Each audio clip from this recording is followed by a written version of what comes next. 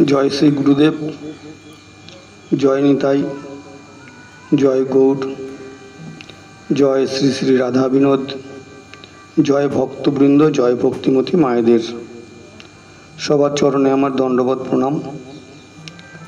ग्रंथपाठ चैनेले आपनादेर सबाइके सुस्वागतम। आमरा आस्वादन करे चलेछि श्री चैतन्य पार्षद झरु ठाकुरेर जीवनी। प्रथम पर्वे आमरा किछुटा आस्वादन करेछि, आज आमरा एर परेर अंश आस्वादन करछि। माता झरुके संगे लइया जमीदार बाड़ीते काजे जाइतेन। झरु गोपाल विग्रह ओ मायेर प्रदत्त पिड़ीटी संगे लइया जाइतेन। যত সময় মায়ের কাজ শেষ না হয় ততক্ষণ পিড়িতে গোপালকে বসাইয়া ফুল দিয়ে সাজাইতেন। এইভাবে কিছুদিন অতিবাহিত হইল। একদিন ঝরু গোপালকে পিড়িতে বসাইয়া ফুল দিয়া সাজাইতেছেন। এমন সময় জমিদারের পঞ্চবর্ষীয় বালক খুকুমণি আসিয়া ঝরুর সমীপে গোপালের পিড়িটি চাহিল।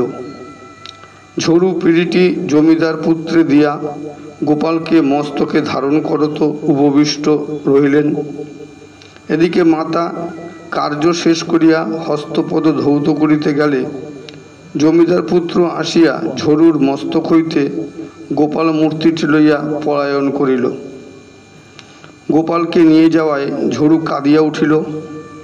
माता सब बुझियाओ सन्तान के सान्त्वनार छले बलिलेन, तुमी केदो ना, गोपाल ओखाने सुखे थाकबे। तखन झरु बलिल, आमी काहाके लइया खेला करिब। मा तखन एकजोड़ा करताल दिया बलिल, इहा लइया खेला करो। झरु बलिल, इहा लइया किभाबे खेला करा जाय? मा बलिल, करताल लइया झनझन करे बाजाबे आर ठाकुरेर नाम करे नाचते थाकबे। शुने झरु महा आनंदित हईल, किन्तु गोपाल के हारिए ताहार प्राणे खूबी दुःख। मध्य मध्य चक्षु दिया अश्रु विसर्जन हय। तबे मने सान्त्वना, आमरा गरीब, गोपाल के मिठाई दिते पारी ना। जमीदार बाड़ीते गोपाल मिठाई खेये सुखे आछे। माता एई बाक्य बुलिए माता এই বাক্য বুঝিয়ে ঝরুকে সান্ত্বনা দেয়। মাতা পরদিন গোলাবাড়ি ঝাঁট দিতে গিয়ে দেখে ঝরুর প্রাণপ্রিয় গোপাল ভগ্নাবস্থায় আবর্জনা রাশির মধ্যে পড়িয়া রহিয়াছে। ঝরুকে মাতা এ কথা বলিল না। ঝরু এদিকে করতাল পাইয়া জমিদার বাড়ি গেল না। गोपाल ठाकुर रे, खुकुमणिर गोपाल रे इत्यादि बलिया करताल बाजाय और मनेर आनंदे कीर्तन करे। सरदार पत्नी पुत्रेर स्वरचित गान शुनिया मने मने हासिते थाकेन। एदिके झरुके कीर्तन करिते देखिया ताहार समबयस्क पाड़ार उलंग छेलेरा आनंदे मध्य मध्य आसिया ताहार कीर्तने योगदान करे। এইভাবে পরলোকগত সর্দার যখন পরলোকগত সর্দার ভবন এখন শিশুদের কীর্তনে মুখরিত। এইভাবে 7 বৎসর অতীত হইল। সর্দার পত্নী ধীরে ধীরে শূলরোগ হইতে মুক্ত যুবকের ঋণ শোধ করিতে পারিয়া অনেকখানি আশ্বস্ত হইয়াছেন। ঝরু 10 বৎসর অতিক্রম করিয়া কয়েক একাদশ বর্ষে পদার্পণ করিয়াছেন। এখন প্রতিবেশী মজুরদের সঙ্গে গৃহস্থ বাড়িতে কাজকর্ম করে, যাহা পায় মায়ের হাতে তুলে দেয়। জমির অর্ধভাগের ফসল ও মজুর খাটার পয়সায় মাতা পুত্রে স্বচ্ছন্দে জীবনযাপন করিতে লাগিলেন। ঝরু মাকে পরের বাড়িতে কাজ করিতে যাইতে দিতে নারাজ। মা বলেন, এই রক্ত মাংসের শরীর দিয়ে যদি পরের সেবা করা যায় আর তারা স্বেচ্ছায় যাহা দেয় তাহা গ্রহণ করিতে আপত্তি কোথায়? আমাদের জাতীয় বিধবা স্ত্রীলোক মাত্রেই পরের দ্বারে খাটিয়া খায়। আমি না করিলে আমার অহংকার হইয়াছে বলিয়া লোক বিদ্রূপ করিবে, তাতে নানা সন্তাপ আসবে, সেটা কি ভালো? ঝরু সমস্ত বুঝিয়া মায়ের চরণে প্রণিপাত হইলেন। মাও পুত্রকে কৃষ্ণভক্তি আশীর্বাদ প্রদান করিলেন। মাতা পুত্রের মধুর ব্যবহারে প্রতিবেশী সকলেই অতীব মুগ্ধ। ঝরু লেখাপড়া কিছুই শেখেন নাই, তথাপি প্রতিদিন সন্ধ্যাকালে সমবয়স্ক বালকগণ লইয়া তুলসীমঠের নিকট স্বরচিত গান কীর্তন করিতে লাগিলেন। গান: বল রে মন হরি হরি বল, যাতে প্রাণ করে শীতল। বল রে মন হরি হরি বল, যাতে প্রাণ করে শীতল। ক্ষীর স্বর্ণ বনিত খেয়েছ সকল, মনরে খেয়েছ সকল। কিন্তু সুধা মাখা এই হরিনাম কেমন মিষ্টি বল, মন তুই কেমন মিষ্টি বল। বল রে মন হরি হরি বল। এইভাবে বালকগণ সহ নৃত্য কীর্তন করে, আর পাড়ার বৃদ্ধরা অনেকে আসিয়া গান শুনে আর বলে, ছোড়াগুলো মঙ্গলচণ্ডী বা বিশ্বহরির গান শিখিলে 2 পয়সা রোজগার করিতে পারিত। এইরূপে 2 বৎসর কাটিল। ঝরুর বয়স এখন 13 বর্ষ। ঝরুর সাহচর্যে সমবয়স্কগণ নিজ নিজ হিংসা দেশ ভুলিয়া চরিত্রবান হইয়া উঠিল। প্রতিদিন সন্ধ্যায় ঝরুর বাড়িতে তুলসীতলায় একত্রিত হইয়া ঝরুর সহিত কীর্তন করিতে লাগিল। একদিন ঝরু সঙ্গীগণ সহ ঘটা করে একটি গান কীর্তন আরম্ভ করিলেন। বাহু তুলি সদাই রে মন হরি হরি বল, হরি হরি বল রে মন হরি হরি বল। এসে ভবের হাটে সুধা বেচে কেন কেন জল। এসে ভবের হাটে সুধা বেচে কেন কেন জল।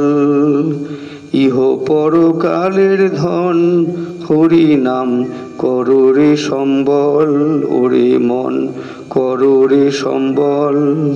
হরি নামের গুণে পাষাণ গলে কুটিল হয় সরল, রে মন কুটিল হয় সরল। আর অন্ধ দেখে বোবায় বলে খঞ্জ হয় সচল।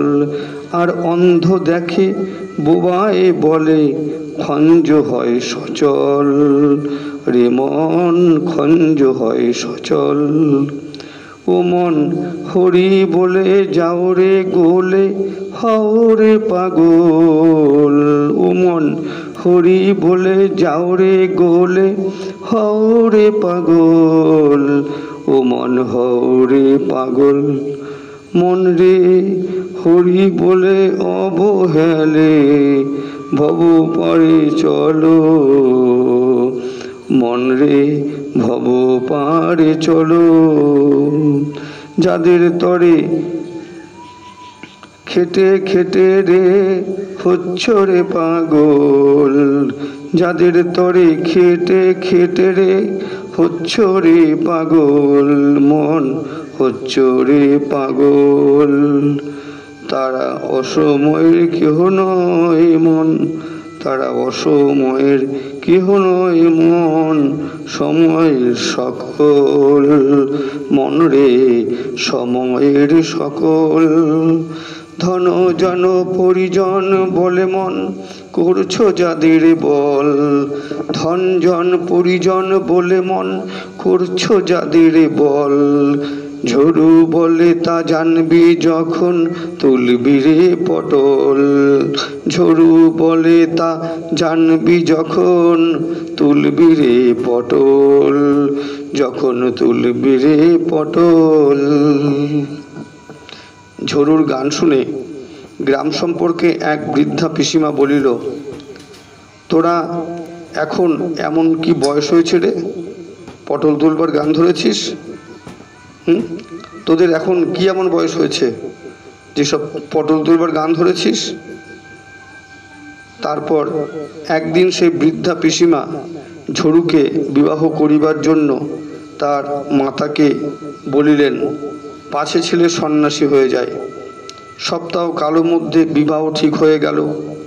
গ্রামের পঞ্চপ্রধান একদিন সন্ধ্যায় এসে বলল, পাত্রী ঠিক হয়েছে, বৎসর 9 বছর, দেখতে সুন্দর, নম্র, ভক্তিমতী, নামও হরিমতী।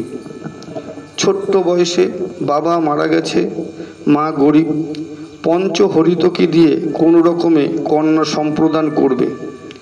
ঝরুর ইচ্ছা না থাকিলেও মায়ের দুঃখ নিবারণের জন্য বিবাহ করিলেন। সর্দার পত্নী নববধূ গৃহে আনিয়া পরম সমাদরে নিজের মনের মতো করে গড়ে তুললেন। এইভাবে 5 বর্ষকাল অতিবাহিত হইল। সর্দার পত্নী বার্ধক্যে ক্রমে দুর্বল হইতে লাগিল। এদিকে হরিমতির মাতা দুর্গোৎসব উপলক্ষে নিজ কন্যাকে স্বগৃহে লইয়া গেলেন। তারপর সর্দার পত্নীর দেহে জ্বর প্রকাশ পাইল। ঝরু কাজকর্ম বন্ধ করে ঐকান্তিকভাবে মায়ের সেবায় ব্রতী হইলেন। একদিন ঝরু মাকে বলিল, তোমার স্বাস্থ্য ভালো নয়, বউকে বাড়িতে আনো। সর্দার পত্নী বলিল, পৌষ মাসে একবার নবদ্বীপের গঙ্গা স্নানের ইচ্ছা আছে, নবদ্বীপ থেকে ফিরেই বৌমাকে ঘরে আনব।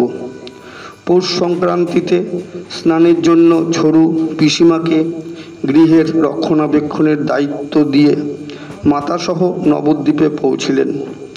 নবদ্বীপের গঙ্গার অনতি দূরে এক বৃক্ষতলে নির্জনে অবস্থানের ব্যবস্থা করিলেন।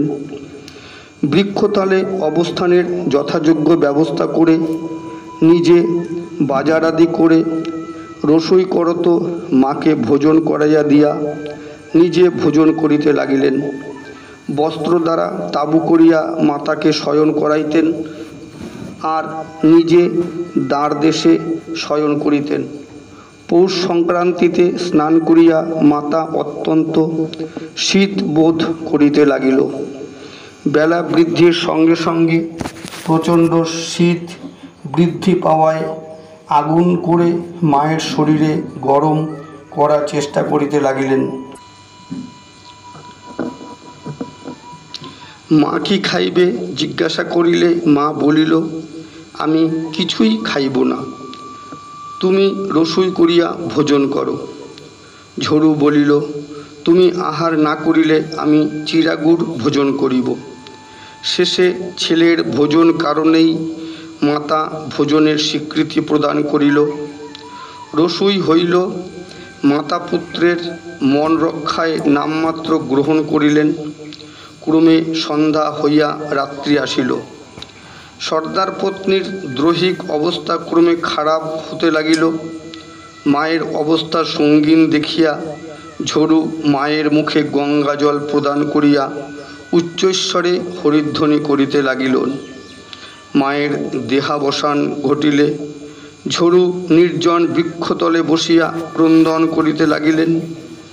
তারপর একটি বিমান প্রস্তুত করত, তাহাতে মাতাকে শায়িত করিলেন এবং যেদিকে মস্তক রহিয়াছে সেই পার্শ্ব ধারণ করিয়া গঙ্গা তীরে টানিয়া লইয়া গেলেন।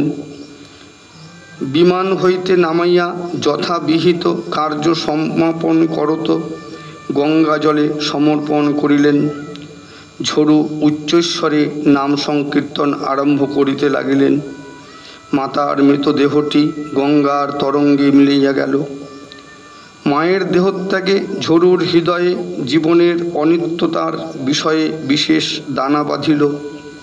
ঝরুর বয়স তখন 18 বছর। মায়ের বিচ্ছেদ বিরহাক্রান্ত ঝরু বৃক্ষতলে চিন্তামগ্ন অবস্থায় উপবিষ্ট রহিয়াছেন।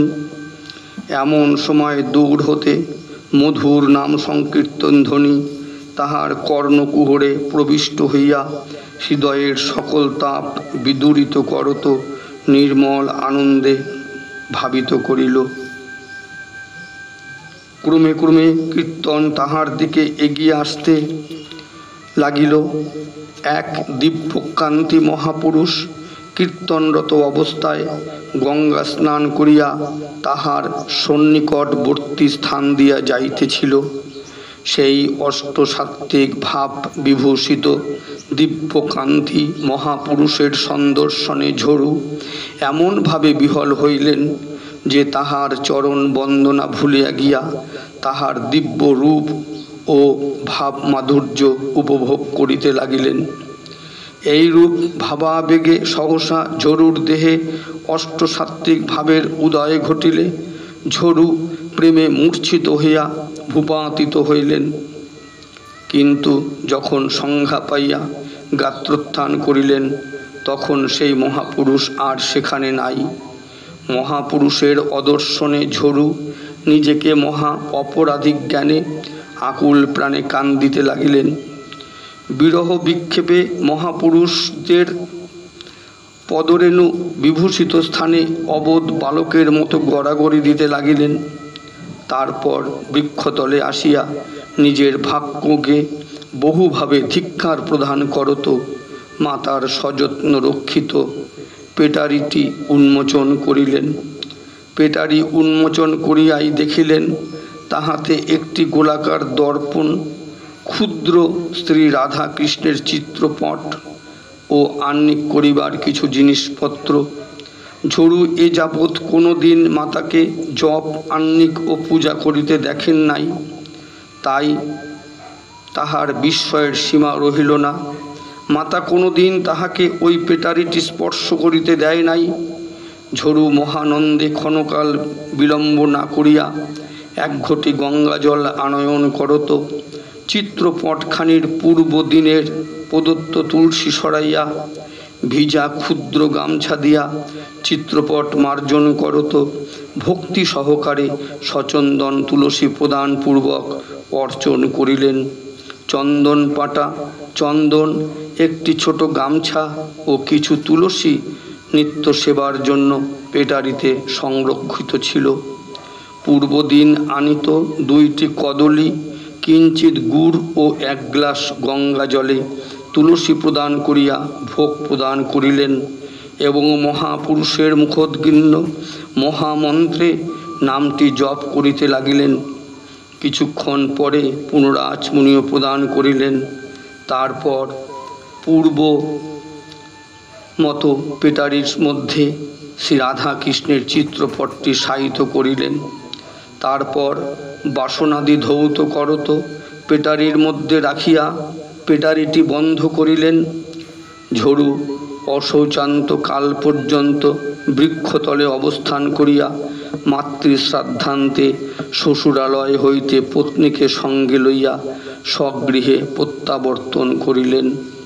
কিন্তু গৃহে আসিলে স্বজাতিগণের ভোজনের জন্য ভূপত্তি সহ সহায় সম্বল, এমনকি স্ত্রীর অঙ্গের গহনা পর্যন্ত বিক্রয় করিয়া দায়বদ্ধতা হইতে মুক্ত হইতে হইল। ইহার পর হইতে পত্নী হরিমতি সহ ঝরু অনেক কষ্টে কালাতিপাত করিতে লাগিলেন। ক্রমশ জয় নিতাই, জয় গৌর। আজ আমরা দ্বিতীয় পর্বে এখানে বিশ্রাম দিলাম। আমরা এরপর তৃতীয় পর্বে আস্বাদন করব, এই বাসনা রইল। পাঠে ভুল ভ্রান্তি ত্রুটি বিচ্যুতি হলে আপনারা নিজ গুণে ক্ষমা করে দেবেন। এই গ্রন্থ পাঠ চ্যানেলের উদ্দেশ্য একটি, প্রাচীন গ্রন্থ আস্বাদন করা এবং করানো।